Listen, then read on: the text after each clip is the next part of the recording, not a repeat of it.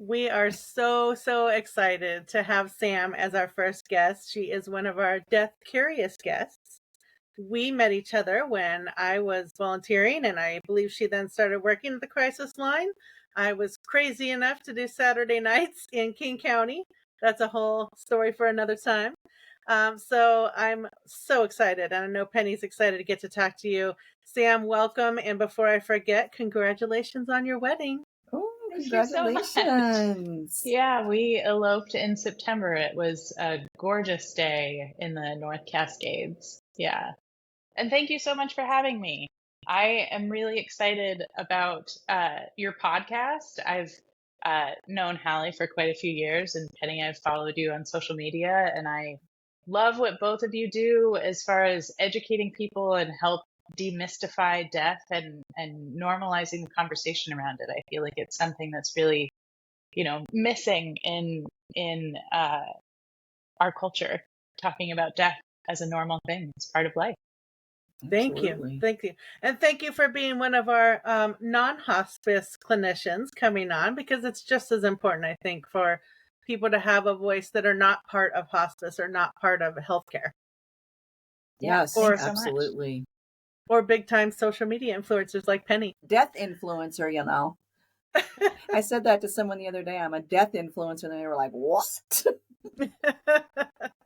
Well, Sam, let's get started. I wonder if you might be able to tell us, where did your curiosity about death come from? Oh, so my mom, I guess I would say, I always grew up in kind of a death positive household. I guess, is that a phrase? Yes. I love to hear it. Yeah, death positive. Yeah. It's a thing. So my mom, I guess I would say, is a bit obsessed or just really fascinated by postmortem photography, which I don't really know a whole lot about the history of it or timelines in that, but essentially, when photography was first coming out, it was really expensive. And so, people who were wealthier were able to get photographs of them while they were alive. And it was a technology that, as people passed away, it was often the only way that they could have a memoriam of a person after they passed. So there's just a whole sort of plethora of different types of, I guess maybe not types of postmortem photography. It's all photos of people after they've died, but there are certain photos of like a father who has passed and their new baby is like sitting on the dad's lap, and they've kind of posed him in such a way because it was the only photo that they would have of the father and child together. Right. Was the baby alive? Yeah. How do they keep the baby from rolling off of his lap? That's a good question. I don't know. I imagine maybe like a prop up behind the baby or something. But yeah, so my mom was always curious and would seek these photos out in antique stores. And there's a series of books. I can't remember the name of the author. I should have written it down, but called Sleeping Beauty, of these photographs, and it gives more information about the history of postmortem photography. And I probably around the time that we met, Halley, when I was after I had finished college and had one of my first real adult jobs and was earning a bit more money, I bought one of these books for my mom for her birthday, and she still to this day says it's one of her favorite gifts. So that's kind of how I became curious about death, I guess. So did she have these pictures that she picked up of dead people around the house when you were little? Like, how young were you when you first started seeing these? I'm thinking of myself and my sister finding my dad's Playboy books and looking through them when we were kids. And I'm like, that's taking, like little kid exposure to photography to a whole different level when you've got these pictures of dead people around your house. So how old were you when she was collecting these pictures? And did you have an understanding of what they were about? That's a really good question. I know that she has some of them up now, but they're mostly sort of stored, or like the books are on bookshelves. I would probably say like middle school, early high school uh, was around when I can remember her, talking about it more. And then my dad passed away just before I turned 16. So I guess that also contributes to me having some level of comfort around the topic of death. Well, and I appreciate you sharing that. I know I lost my father at a younger age too, and I wondered what your experience had been with death and dying. If you're okay sharing that, if it was a sudden death or and you were expecting it, what was that like for you? Yeah, so my dad was incredibly healthy. He exercised every day and ate, was really conscious of what he ate. Um, and it was surprising when he started getting sick it was 1999, probably around April. He started having some pain in his legs, and then he went to the doctor. They sent him to a podiatrist, and then he started to lose sensation in his legs. And slowly, over a period of a number of months, he was declining and ended up not getting to the point where he wasn't able to hold down water, which is Mm. very concerning. So my mom took him to the hospital, and that was the point at which the doctor did I think it's an endoscopy, and found esophageal cancer. And at that Wow. point, it was fourth stage, and so the prognosis was not very good. And I think it was also during a time when chemotherapy was pretty intense. I mean, chemotherapy is intense now, but he started treatment and only lived about 2 more weeks. So it was pretty Oh, Wow. rapid from the point of diagnosis to when he died. Hmm. Wow. Yeah. mm, So, and that's such a formative period of time. I was 15 years old and I turned 16 about 2 weeks after he passed. And Hmm. the experience of it was, you know, intense to say the least. And it affected my adolescence and relationships that I had with friends.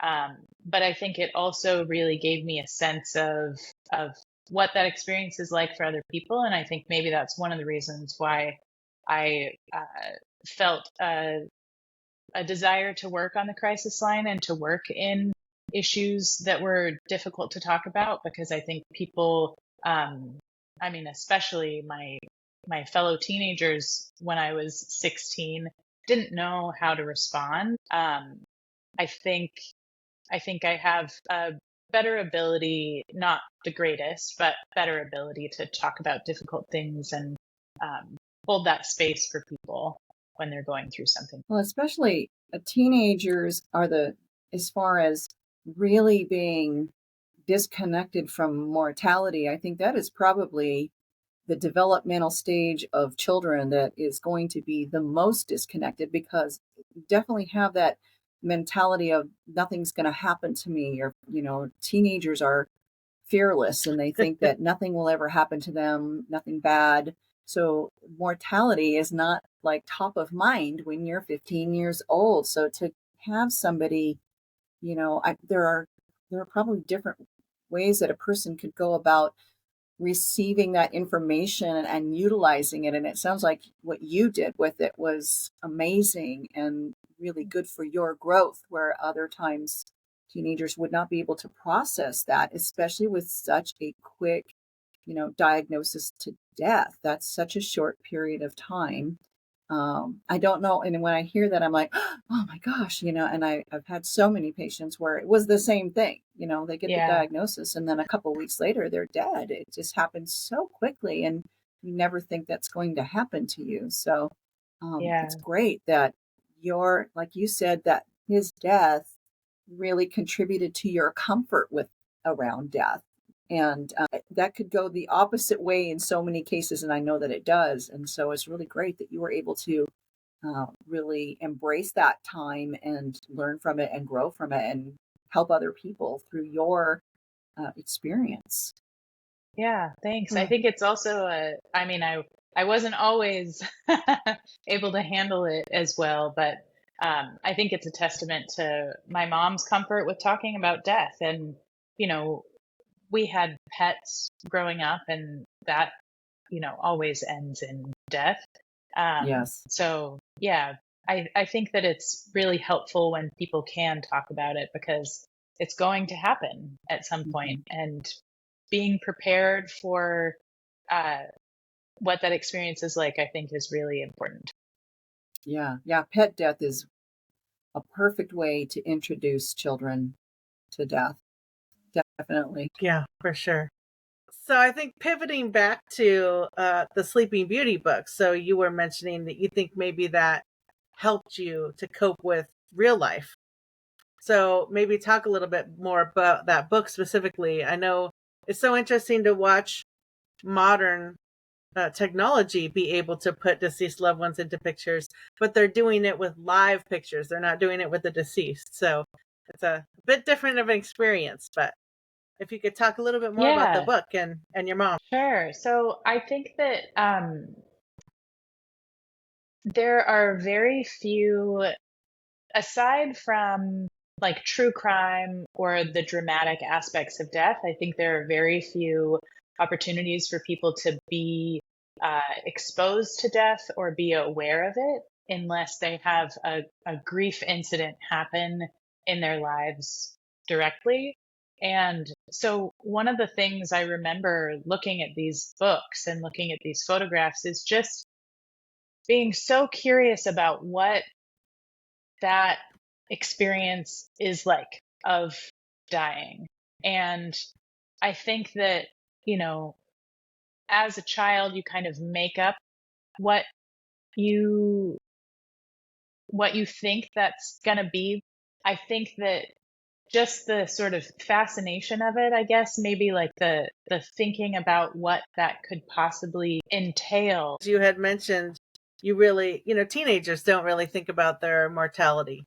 And I Yeah. wondered if now that you're a little bit older, or even maybe at the time when your father died, if it made you think more about your mortality. I know for me, when I hit the age that my father was and outlived him, that was Mm. actually for Oh, me yeah. more significant than the time that it happened. So I wonder if you are older than him yet, and or if you've thought about your own mortality. I am not Oh, older than him yeah. yet. Uh, but I definitely, the big thing that it had an effect on me was I was sort of going down. I mean, obviously, I was like 16, so I didn't have a very clear career path, but I definitely was sort of taking a route that was a bit easier and maybe wasn't quite the passion that I had. And so I did shift in what I wanted to do. I wanted to go into theater at that point. Mm. And so I sort of decided that I knew that, you know, knew that I was going to die someday, and didn't want to waste my time on something that was just sort of not as interesting to me. So I think when I was younger, I guess it was more of like, uh, how, yeah, how do I spend my life in a way that is really true to myself?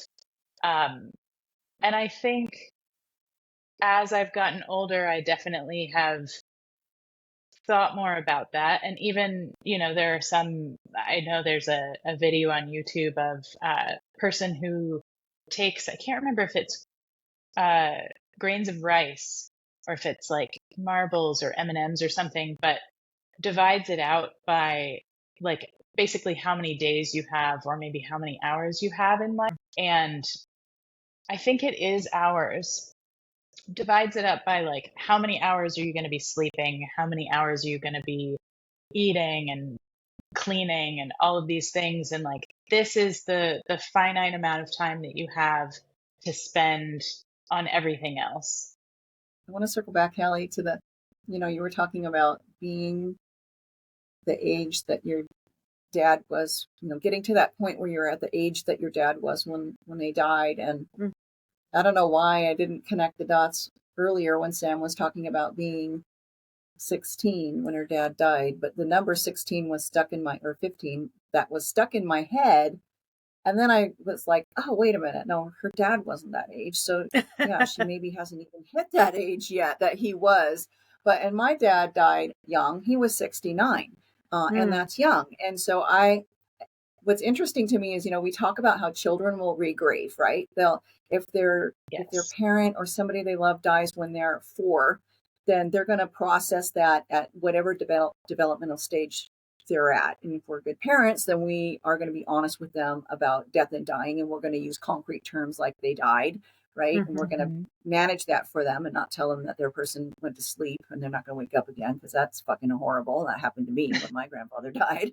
But talk about and then as they go into sleep anxiety or abandonment issues. Death anxiety is what it did for me. But as they grow and they go through a new developmental stage, then they're going to re-grieve that whole thing, right? Reprocess the death of that person.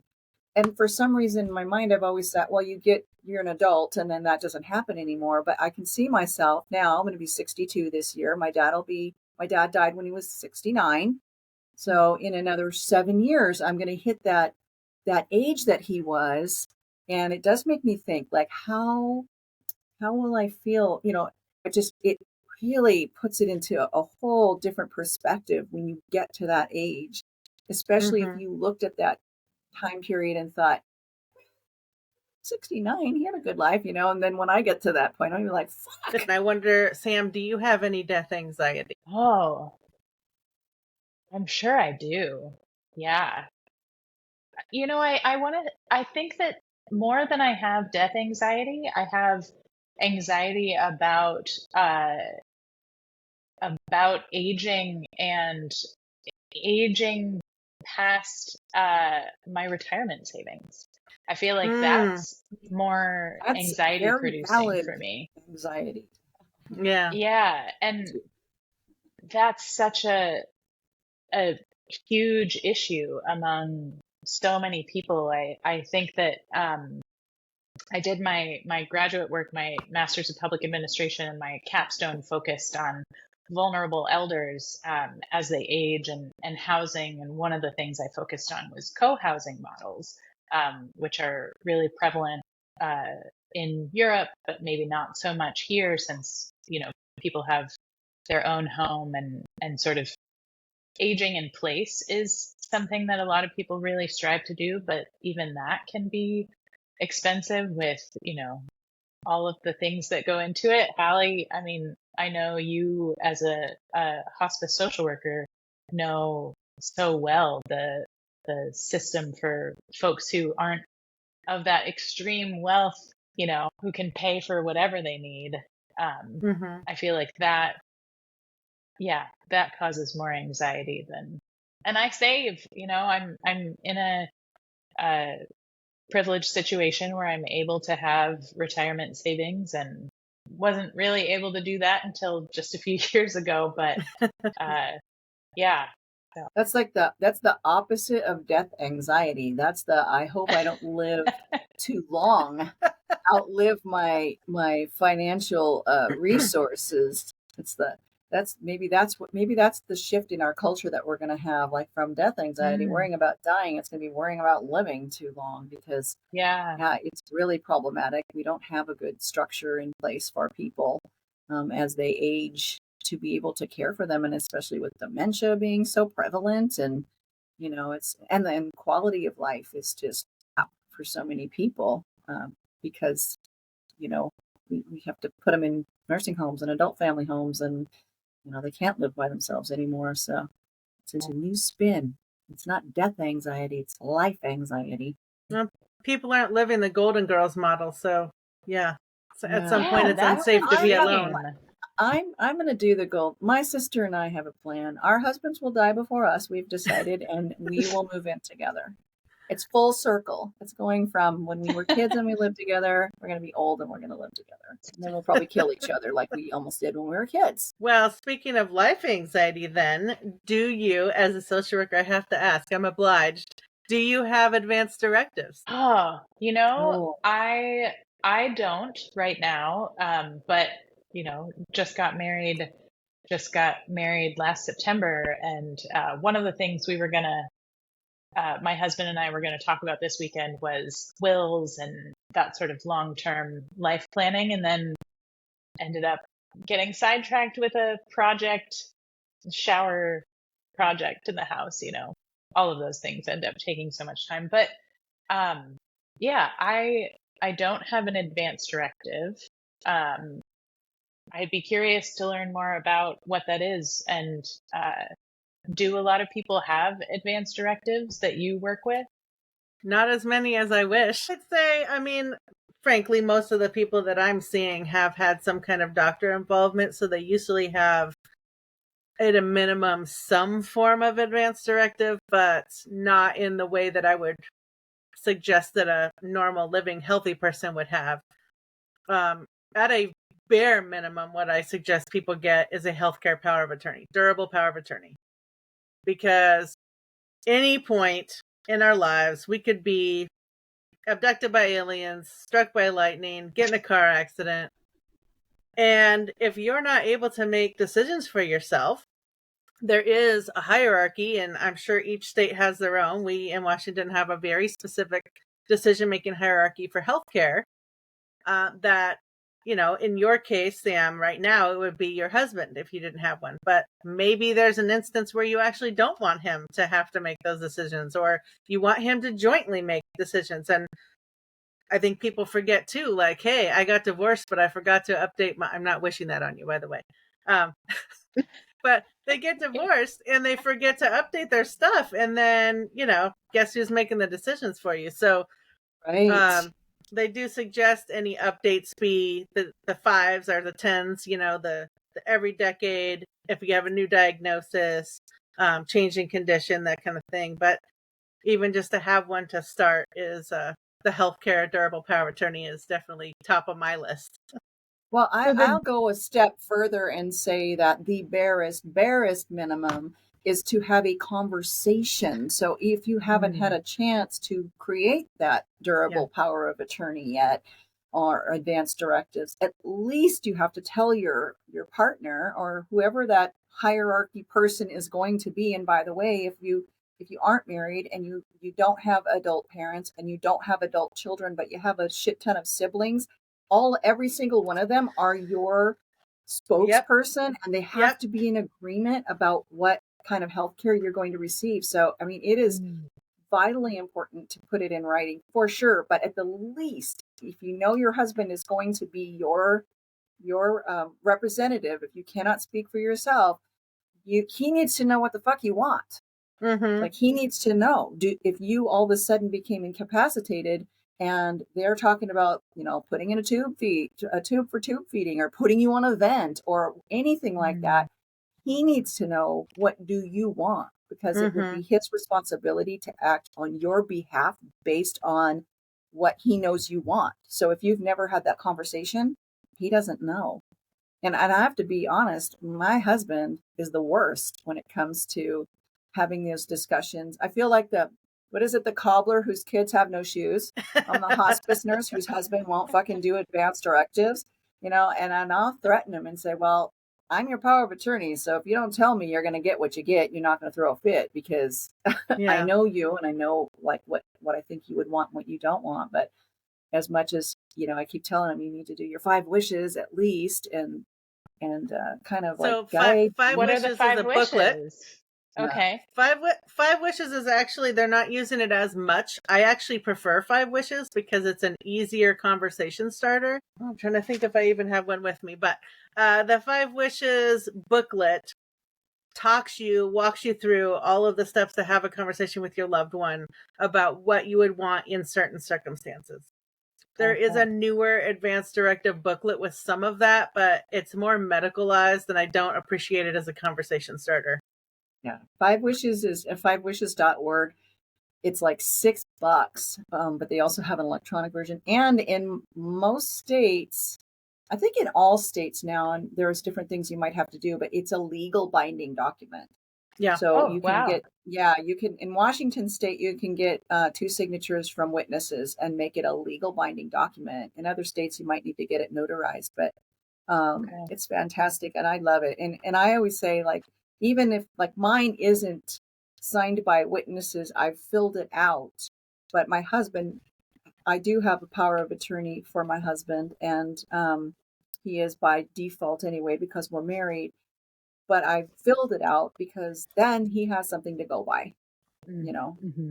Or if he dies, if we both died, my sister's my power. Well, if he died, not if I died. If he died, if we were in a car accident. Let me just talk.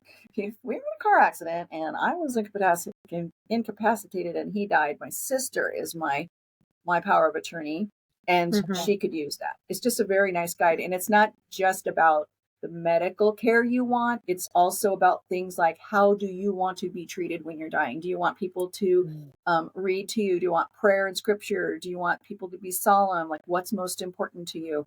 And it's not just, do you want CPR? Do you want to be tube fed? Do you want to be Right. intubated? You know, Oh, it's deeper than that, and that's more what I like about it, holistic. because yeah, Yeah. exactly. Okay. It's not like Halley said, it's not so medicalized. It's actually about the real things, like, you know, I think it's important to have a death plan. Like, what do you want if you're dying? What kind of music do you want? Do you, Yeah. you know, Maybe Yeah. you you don't can want kind harp of put that music. stuff Maybe in you there. want rock and roll blasted in your room. Who I knows? sure fucking don't want harp music. I tell you. No, thank you. Well, this reminds me that my dad, he had a Do Not Resuscitate.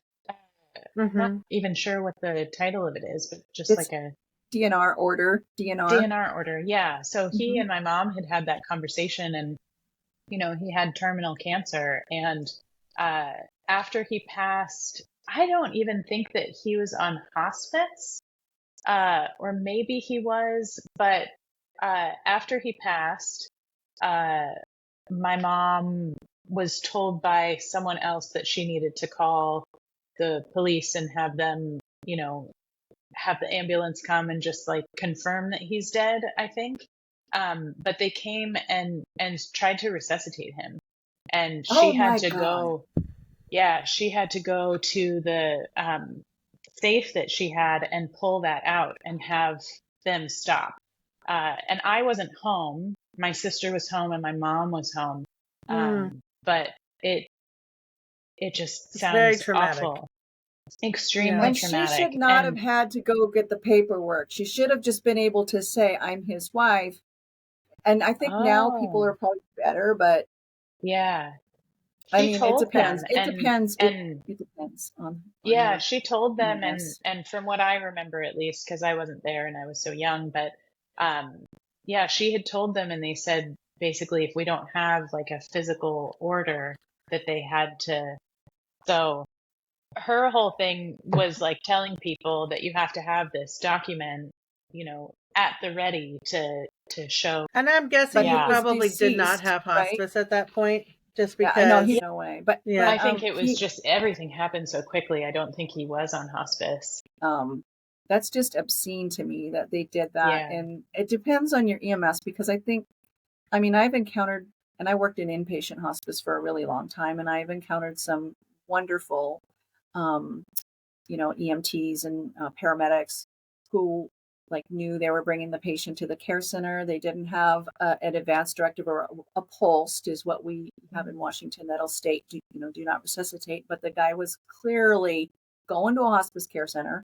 He was dying. He died in the ambulance. And, Oh, they basically rolled in and said, we weren't going to try to resuscitate this guy, but can you get the doctor to write the order for us, so to cover their butt, basically. But I do know, like, so the opposite of that, so they may not be willing to stop resuscitation efforts without seeing that written document. But the opposite of that is that they will start resuscitation efforts, even if there is a written document that says DNR, if the family member insists on them doing it. So if they showed up and the person's dead, even if there's a DNR order in place, but the family says you will do everything, they have to do everything. They always will wow. err on the side of life. They will err on the side of life always. So if a family member says you are going to try to resuscitate that person, I don't care if there's a DNR order or not, you're going to do it. They will do it, because I mean, nobody wants to be sued either. Wow. So I just like, Hallie and I both had the same response. We're like, oh, Oh my God. Because that is the most traumatic thing. Like Yeah. CPR is not a kind and gentle, like what they show on TV. Not at Yep. all. It's traumatic. It It's was like horrible. paddles, and I think Oh, my mom and sister didn't want to really give me the full sense of what was going on, but even talking to them now about it, it was really traumatic. And I Mhm. mean, for what? He had terminal cancer, fourth yeah. stage, and was declining very rapidly. He was not going to get to a point where he was going to have any kind of quality of life if they had brought him back.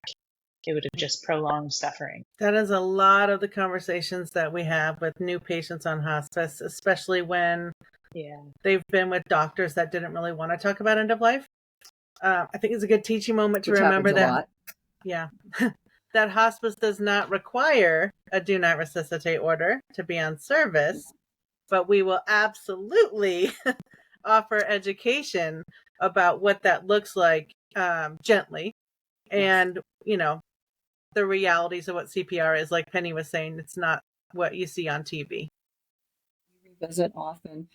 That is something that's very like there are certain themes, and being on social media, I see like what the public at large thinks about certain practices when it comes to end of life care. And that is a recurring theme that I see that people are often surprised that a person can be full code and be on hospice.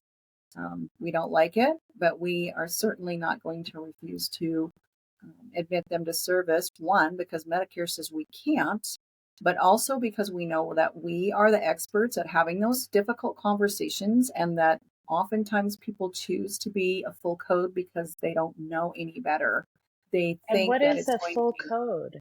so. Full code is what they did to your dad, basically, where they're Oh, going okay, to they're going to bring back. attempt to, yes, attempt to Okay. resuscitate. I love that you're asking these questions too, because I try to stay away from the medical jargon, but I do. People will Oh, it's say, "Well, hard.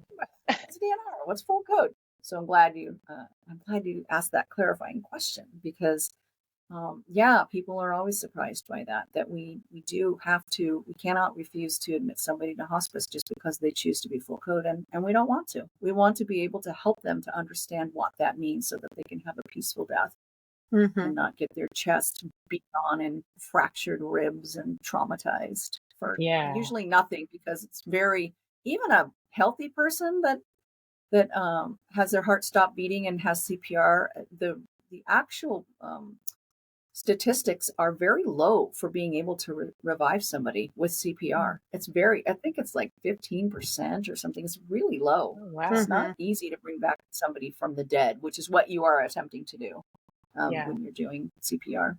I think that's another misconception about CPR or full code is, oh, well, I want something to be done. Well, okay, but you're Right. not going to do CPR unless their heart is stopped. Right. So there are things you can do to make someone comfortable or see if, there's something that can be done otherwise. But yeah, you're not doing any of that until they're not breathing or not having a heartbeat. Right. My hospice social worker used to explain it to our patients like this: if your heart stops and you have no breath, you are, for all intents and purposes, dead. Do you want to allow a natural death, or do you want us to beat on your chest and attempt to bring you back to life? And Right. when she put it like that, it was very straightforward, but people were like, I think I'll go for plan A and just let me die a natural death. I've also Mm-hmm. had Yeah. people who said, well, it depends. If I'm brain dead, then don't do anything. I'm like, we don't have fucking EEG going on you, man. You're in your home. Like, we don't know if your brain is dead or not, but you're not breathing and your heart has stopped. So probably there's not a lot going up in a lot going on in your brain either. So How do you go about having these conversations with people who do have terminal diagnoses, and even before that, it's so hard for me to imagine what it would be like to be in a coma or in the situation where I'm progressively dying. I think you can conceptualize it, but aside from laying in my bed without moving for like 24 hours and seeing whether or not I would be so frustrated with that I would, you know, want to have life support pulled, it's hard for me to know what my answer would be in those situations because I don't know, yeah, what it looks like to be a full code and have resuscitation efforts, if that's the right phrase, uh, Yeah. made. Well, Halley's a social worker, so she's the conversation queen. We'll let her answer that question. Yeah, I mean, first of all, gently. You ask the people what is their understanding of their disease progression. What have the doctors already told you?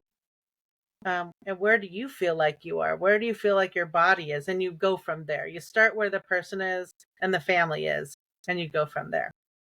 Aside from, there may be some cultural considerations to take into effect when having conversations like that. There certainly are some cultures that feel like just even talking about death is going to bring it on.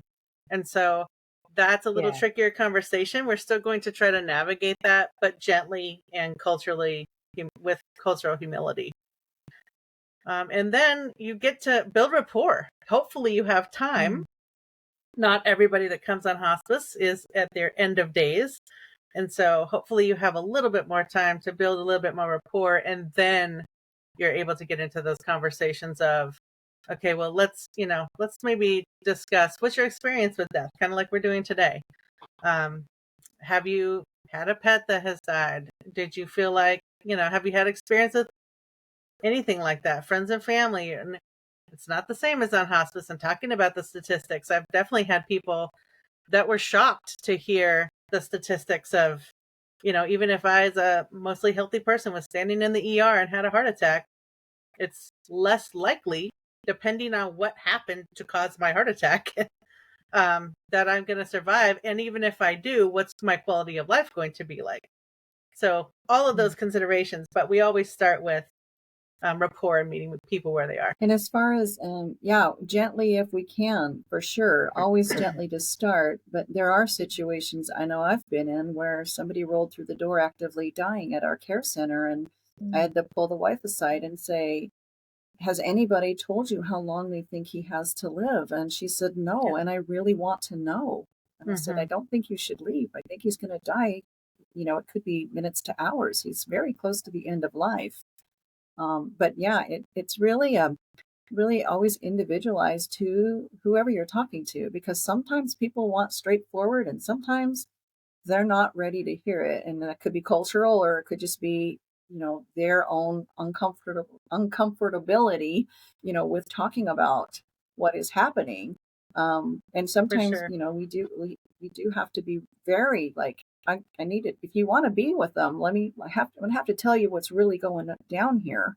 And those conversations are harder, and we don't like them as much because it is nicer when we can kind of say, look, I'm just going to drop a little bug in your ear about what we're going to want to talk about, and you tell me when you're ready. And hopefully they've come on service early enough for us to have those conversations. I mean, most of the time when somebody comes onto hospice, they're going to go through a dying process that can last days, hours if they've only enrolled, too late in the game, hours, days, however long, but they slip into a coma and then they're going to die eventually. I have had patients who died suddenly, unexpectedly, shockingly. And so we do try to at least dip our toes in the water in case that happens. But for the most part, we sometimes are able to, depending on when they come on service, give them as much as they can take and then revisit as often as we can to get them where they need to be, to understand it's always a better outcome for the family when they know what to expect. And we've had those hard conversations and been willing to listen to those hard truths and know what to expect. Can't tell you how many times I've had people say to me, I just want to die in my sleep. Well, great. I hope that for you. I hope that happens.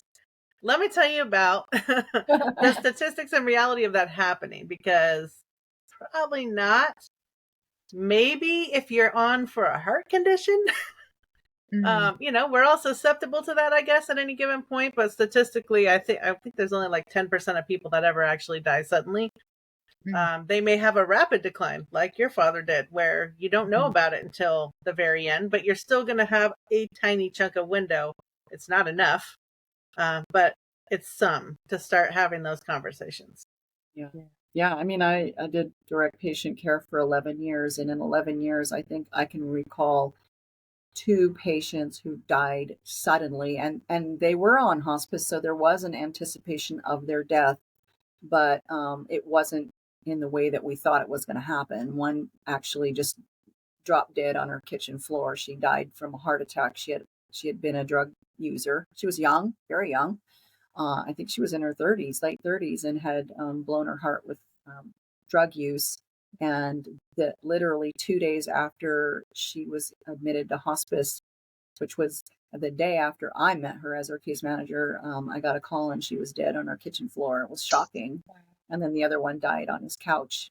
Again, not we didn't see that coming. Most of the time, we see it coming. But so I've literally taken care of thousands of patients in all my years, and two that I can think of who died just like that.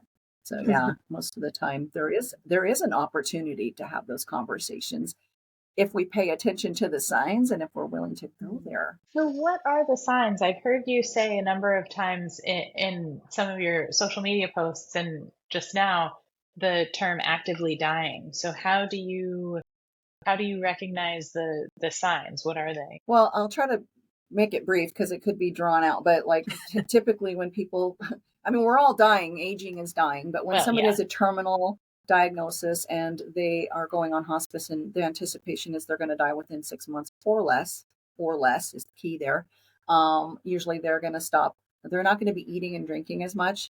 In the early stages, they're going to be sleeping more and definitely going to be sleeping more and more and more as they get closer to the end of life. And then there are things that can happen, like they might be doing the visioning where they have the deathbed visions.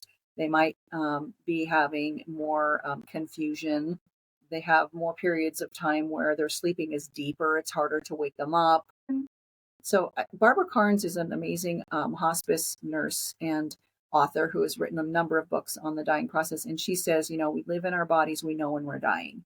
And so people will often start either saying, I think I'm going to die soon, or they might start saying things like, I need to go on a trip.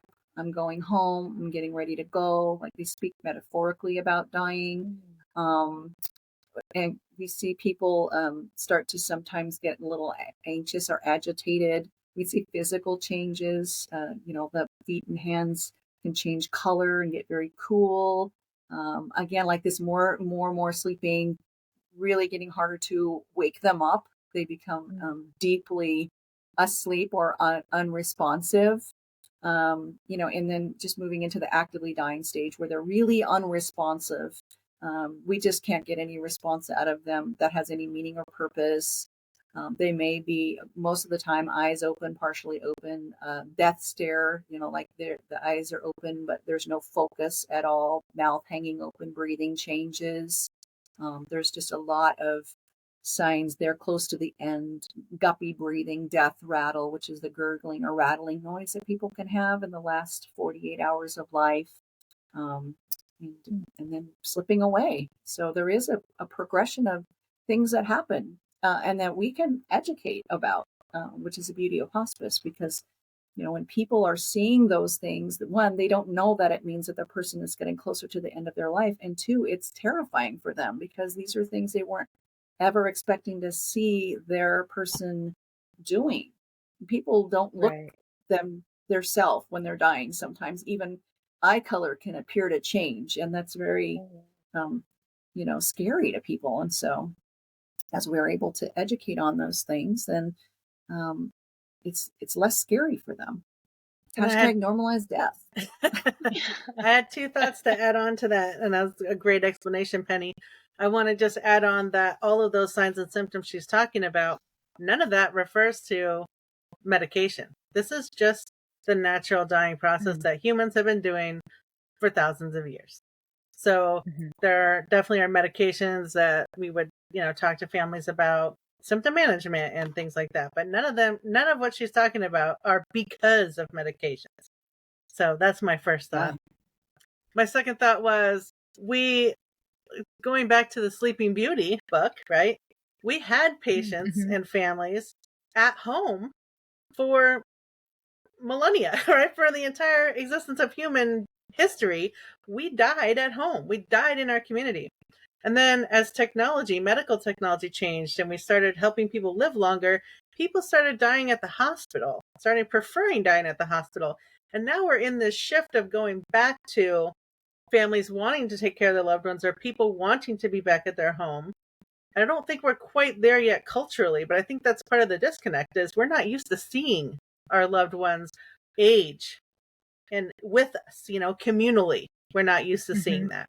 And so then you come back to your loved one, say your grandma is getting up in age or uncle has a disease and you're seeing them for the first time and it's a shock. Well, that's because we're not culturally living together anymore. We're not seeing that as a normal thing. So I'm hoping, and I think Penny, you would agree, one of our hopes of this podcast is really just normalize death. Hashtag normalize death. Hashtag normalize death. Yeah. Absolutely. Is our hope. Yeah, bring back the parlor. Yeah. The parlor. Like is it the parlor? Podcast. The parlor? The parlor. So the living room, what is now referred to as the living room in your house, used to be historically the parlor, and that's where people would have viewings of after a person has died. Mm-hmm. Yeah. And people are starting to kind of, and I mean, very limited, probably not a whole lot of people, but there are people who are starting to do that type of thing where they're wanting to have the body present. There's just a lot of changes happening around death right now in our culture that's really great to see. Body disposal and there are some cultural practices that have never changed, where they still have the body in the home for a long period of time after death, and they've never gone away from that. And then there are others who want their person to die in the hospital. I've had that happen so many times when we were so prepared. The family was prepared. It was going to happen in the home. They were all ready for it. And at the 11th hour, it was like, call 911, transport them by ambulance to the hospital, have them die in the hospital. I mean, there are people who don't want the person to die in their house because they don't want to have had a person die in their house. Like, it affects them emotionally, or it might even, and this is stupid, but affect the value of the home. Because apparently when you're selling your home, you need to disclose if there was a death in it, which is the dumbest thing. Because in some states, that's actually, I think that it's regulated by law. In Washington State, there's a podcast that talks about homes where murders have happened. And Washington State actually doesn't have a law where you have to disclose that. But right, yeah, I knew that because we sold our home a couple of years ago, and it wasn't on the disclosure form. But I was shocked to learn that there are states where you do have to disclose that somebody died in the home. Yeah. Okay. So, I mean, if you're worried that you're not going to be able to sell your house because grandma died in it, then I guess you're going to call 911 and transport her to the hospital. It's silly, but, it's just, again, it's just how, as a whole, our culture views death as being such a taboo thing. Yeah. It's so ridiculous. But, I was going to say, going back to the dying process, I think that was one of the things that really fascinated me the most about dying when I became a hospice nurse and had no exposure to death and dying, had never really seen any dead bodies, didn't know what the dying process was like.